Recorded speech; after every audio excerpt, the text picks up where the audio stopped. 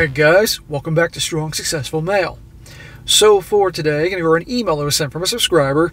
This is from a guy. He is definitely from overseas. I can tell by the way he writes this whole thing. And he's writing in to share his experiences with marriage in terms of people he's known in his life that he's been close to one way or another. And his observation has been that 80% of them, because he goes over 5 different marriages, people that he's been close to or family or something like that, 80% have all ended badly and in one case, terribly. Which only backs up, pretty much everything I've been talking about. A lot of things you guys are well aware, whether you've learned it or experienced it.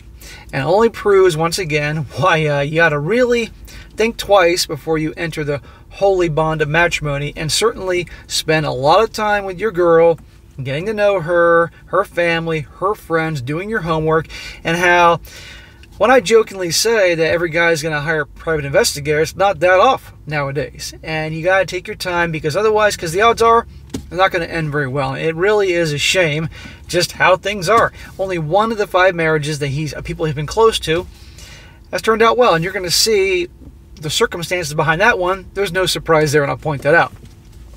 Before I go into his email here, excuse me, read a quick email from a guy who wrote in just how my work has helped him, sharing his little story here, a little short before I go into the main story. This guy says here, "Dear SSM, I hope you're having a wonderful day. I'm having a wonderful day, but I'm either filming videos at the gym or preparing for my big move, so it's a busy day. I am very thankful for you that you're reading this email. I have to say, ever since my peer introduced you to your channel, I've watched it plenty, and I'm a big fan." Well, thank you, brother. I appreciate your support. "This is about my most recent girlfriend. We met in a CrossFit class, and I could see her looking and staring at me. So I went to her and asked her out. Well, good for you for having the balls to do that. She said yes, and we went on a date. After that date, we went on a few more dates, and I made it official." Smack. Bro, way too soon. And you ought to know that by now, but maybe you did that prior to watching my channel. Guys, make your girl work for you. A few dates, you don't get to know her. You're getting, she's putting on the best show she can do. You want to give a girl a commitment, 6 months minimum. I don't care anybody fucking says, because you want all these guys that have the worst crap happen to them is because they rushed into a relationship, now you're getting to know her. And when you rush into giving a girl a committed relationship, being exclusive, if you will, if you do too quick, that tells her you don't have a whole lot of options. And she might start second guessing whether you're really much of a prize, and tells her you're more into the relationship than she is. And that's when bullshit starts. You give her certainty. It is what it is. Anyway, he says a couple months earlier, her mother had passed away, and her father got engaged to someone he had only known for a month. Well, her father deserves a smack too. So I can see why she was trying to rush. Something came up, and I had to go to a different state for work. While I was in that state, she texted me saying that I had too many excuses, and she wanted to break up. Obviously, you're leaving something out, but she sounds like a pain in the ass. Too many excuses. You got in a relationship with her pretty quick. What gives? I wasn't really heartbroken when she said this, so I sent a text to her saying, if that is really what you feel like, then okay, I wish you the best in finding someone better than me. Good answer. And I guarantee you, she wasn't expecting that. She tried to say, let's stay friends, and kept trying to contact me, and she sent the text, my parents liked her and took her to dinner and tried to figure out what had happened. Why are your parents taking her out instead of taking you out? She broke up with you and they're taking her out? Hey, mom and dad, who's more important here, me or her? But I'm guessing probably your parents are hoping one day to have you get married and get grandchildren and all that. Just recently they got my side. They tried getting my side of the story. I told them the truth and they believed me, and I've seen her around my school, but she hasn't tried to talk to me. This was a short little while ago, so I thought I would like to share you this story, and I would like to hear your feedback. Thank you for taking the time, whether it's day or night, to read this email. Have a blessed day. Well, bro, you handled it right when she broke up with you. You're like, good luck trying to find somebody better than me. That's a very cool way of doing it. And I guarantee you, she didn't expect that. And I guarantee you, she expected you to go along with being her friend in the friend zone.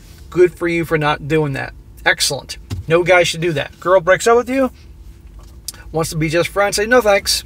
Say something along the lines like, I got plenty of friends, or who needs a friend like you and you're breaking up with me? Something like that. And of course, like now you hurt her pride and she's not checking you out. But I guarantee you, down the road, she'll be reaching out to you to try to get back with her. guaranteed, and I wouldn't do it, period. And I'm glad your parents eventually talked to you. Interesting they took her out to hang out with her and hear her side of the story before they heard your side of the story. I'd have a talking to with your parents about that, make sure that bullshit doesn't happen again. But anyhow, that's a good one, man, you handled it well. Next time, don't rush into a fucking relationship. I don't care how hot she is. Okay, on to the main story about 80% of marriages going to hell with this guy's story here. This guy says, hi SSM. Please do not share my email address. I don't want anyone around me to figure out who I am just in case they watch your video. I will never reveal personal information, guys, ever. Email addresses, names, anything like that. I promise. The stories I'm about to tell you are probably some of the most effed up stories you're going to read. I don't know about that, man. Trust me, I've heard a lot of them. Check out my other channel, They Did What. You'll see some really crazy stories over there. There were 5 marriages around me over the years. 1 had a happy ending, 3 ended in divorce, and 1 ended in, I gotta watch my words here on YouTube, somebody being offed. Keep in mind that only 1 of those are in direct relation to me, so the rest are going to be short with a lot of blanks. I'll try to make the list as from best to worst. He says, the first marriage I knew of with a happy ending, they were my neighbors. I had a close connection to them and their grandkids. By the time I was a child, they were retired and they were my grandparents' age. I never saw them fighting, and during my parents' divorce, I even spent a few nights at their house. They were kind and had a healthy relationship as far as I know. The marriage ended when the wife died at the age of 86 years old, and the husband followed 2 years later. There you go. That's the only one he's ever known, and they actually weren't his family. That was a happy marriage. Now notice he said the ages. They were grandparents. They were old school. Obviously from a different time period, different values and traditions. And they said they seemed happy. So unfortunately, that's just not how things are anymore. Second marriage, he says it was my brother's. He was 22 years old when his girlfriend got pregnant. Both me and my father urged him to wait until paternity test, and only if he's the father consider the marriage in the future. Right, very smart. Get that test. My father told him that even if he is the father, just move in with her for a couple of years without marriage. Do not rush. You don't have to, just because she's pregnant and is your kid does not mean you have to marry her. That's old school thinking. Back in the old days, that's what people did. And you see these miserable marriages as a result of that. Unfortunately, the girlfriend and her family wanted to urge marriage out of honor and crap like that, and my brother was too much of a nice guy to go against them. Smack to your brother. So they got married before the child was born. Later, however, he still took the paternity test, and he was not the father. You know, I don't like rubbing salt in the wounds with people I care about, but if I was your father, I would be like, son, in that situation, I fucking told you so. He filed for divorce in the same year as his marriage, and because of the short-lived marriage, things went smoothly. Well, thank goodness for that. No alimony or child support. There were no common assets as they rented the apartment. They just went their separate ways. I don't know the details, but considering how old school the girl's parents were, I can imagine how they treated her after the situation. Karma can be a bitch. Karma is always a bitch. So watch what you say and do, gentlemen. I am a full believer in karma. And it may come back to bite you after you do it. It could take 10 years. But in one way or another, you're going to experience the crap you put into the world. So, good for your brother. The third story is my own parents. When it happened, I was 10 years old and my brother was 11. Our mother was a drug addict mess by the time of the divorce and still got custody of me. How in God's green earth could she get custody of you if she was a frickin' drug addict? I mean, was that obviously kept out of the court? I don't know. My mom got me. Let's see, mom got custody of me. My brother went to my dad. They split you up. What is this, the parent trap? Dad was cheating on our mom, but I don't know if he started cheating because of my mom's drug addiction or if my mom started to use the drugs because he cheated. Two wrongs don't make a right. You know, they should have ended it, but, I mean, it ended anyway, so it might as well end it. What happened after was the worst 4 years of my life with a level of abuse I'm not going to describe. My mother passed away from an overdose, and when it happened, all I could think of is the good riddance. Many people were utterly shocked as they thought that I was in mourning and devastated, but in reality, I was celebrating. At any rate, I got the reputation for being nuts, and maybe I was. But our father did his absolute best to raise us, and I'm thankful to his effort. Well, good for his dad. You know, it's just unfortunate that your mom went down that path, but you know what? I can't imagine. He said here, when she died, he was celebrating. He was good riddance, because obviously what she did and what he went through and all that. But I still can't believe for that long, if it was that bad, that he couldn't go off with the dad. But then again, I guess maybe I shouldn't be that surprised, huh? Next story. The fourth marriage with my mother's sister. Okay, a drug addict, mother's sister. I learned from my cousin, who got moved to them after the incident on his family. It says, my cousin didn't know at the time what the husband did for a living, but he made a lot of money and often was out the whole night. During these times, the wife had lovers come around and had to party on her husband's money. She did literal orgies and often invited my cousin, who was 18. He said that he refused, but I'm not sure. If he told the truth, one day the husband learned somehow and was beyond furious. He paid some money to my cousin to get out of the house in an instant and not return until nighttime. Seeing the anger, my cousin decided to do just that. When he returned at night, he saw the wife lying in her own blood, and the husband was nowhere. He called an ambulance and the wife survived. There was a divorce and the wife got everything, and officially the husband was supposed to pay a huge alimony for the rest of her life. The problem was the husband vanished, along with all the money he had. So all the wife got was the house and the furniture. She could not maintain that big house with her minimal wage and had to move into a smaller one. My cousin moved out into college and lived from the social welfare he got after the incident on his own family. This is not in the USA, so education is free.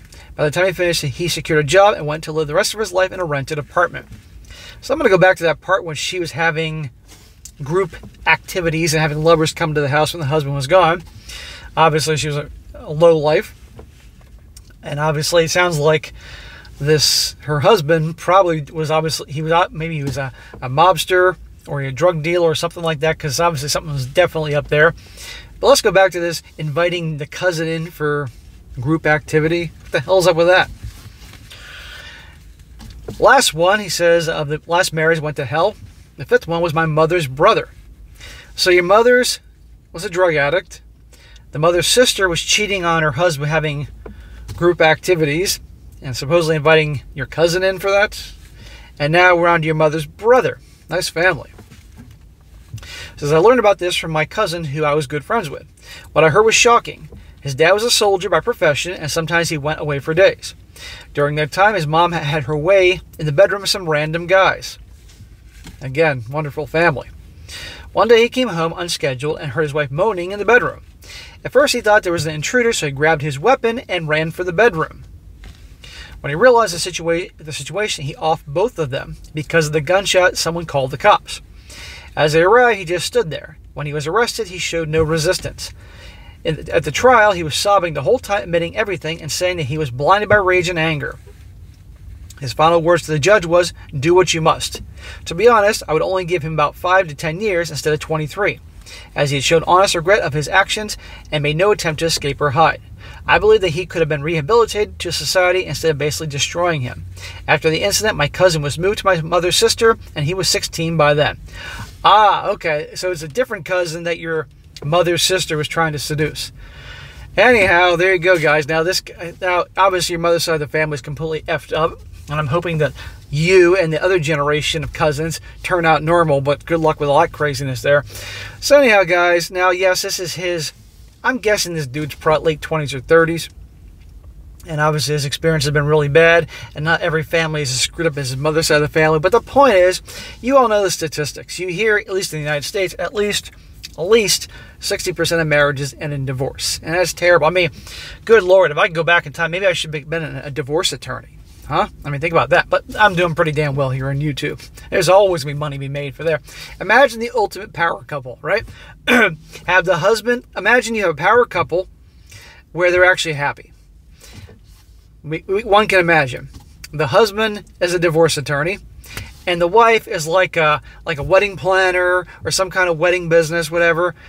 She makes all the money on all the suckers getting married. And he makes all the money, all the people getting divorced. I know it sounds evil, but I'm an entrepreneur. I can't help but think these types of things. But anyhow, guys, lesson learned. Lots of high levels of divorce. Be very careful who you marry. Spend a long time with them, getting to know them, their family, their friends, what they're like, how they are with money, how they are with communication, goals, interests, how they resolve problems, all of these things. Get a PI. It sounds crazy, but given the stories I do. And take your time and really think about it before you say I do. And of course, all the other lessons I've mentioned along the way, because look at the stats. You don't want to go through that bullshit. And as any wonder, more and more guys are saying not only hell no to marriage, but hell no to hell no to even dating. Look at the numbers there. Anyway, guys, that'll be an entertaining one to go over here. All right, guys, that's it for today. Be sure to comment down below what you think about this. Let me know about your situations, how many people you've known that have actually had happy marriages. I'd like to hear about that. I was fortunate. My parents were happy. My parents, to the day my dad died, would say I love you regularly and hold hands when we were out in public and kiss each other goodnight and give random hugs and kisses. I mean, a lot of people think that I came from just a terrible background and that's why the way I am and who hurt me, that type of horse shit. Quite the opposite. I was very fortunate. I mean, don't get me wrong, my parents sometimes would have arguments. In fact, the most times they would ever argue was usually over politics, because both my parents were conservative. My mom was close to being, my dad was like, you could have far right and you could have moderate Republican. My dad was like right here. And then you could have liberal, and you could have moderate, whatever. My mom was much more of a liberal conservative, if you will, than my dad was. But anyhow, they would sometimes debate politics and stuff like that. But that was it. That was, so I was fortunate. But anyhow, guys, let's hear your stories in the comment section about any stories that actually, marriages that did work out, the people you did. That'd be interesting to hear. And be sure to like the video, share with your friends, and subscribe. I'll catch you next time.